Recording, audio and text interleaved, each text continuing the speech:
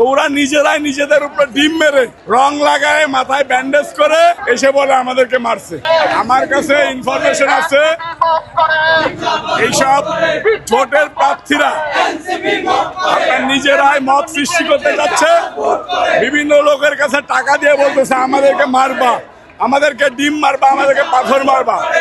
তো ওরা নিজেরাই নিজেদের উপরে ডিম মেরে রং লাগায় মাথায় ব্যান্ডেজ করে এসে বলে আমাদেরকে মারছে।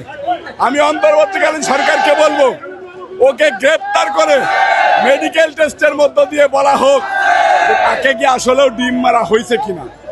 ওরা নিজেরাই রং লাগায় মাথায় করে মব সৃষ্টি করছে।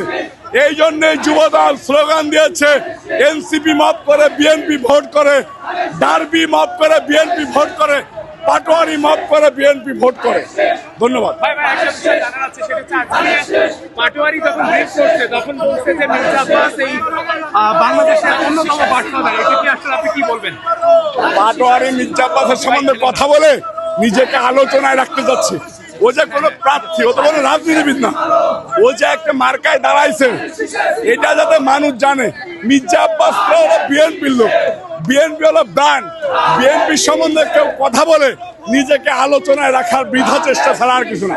ধন্যবাদ।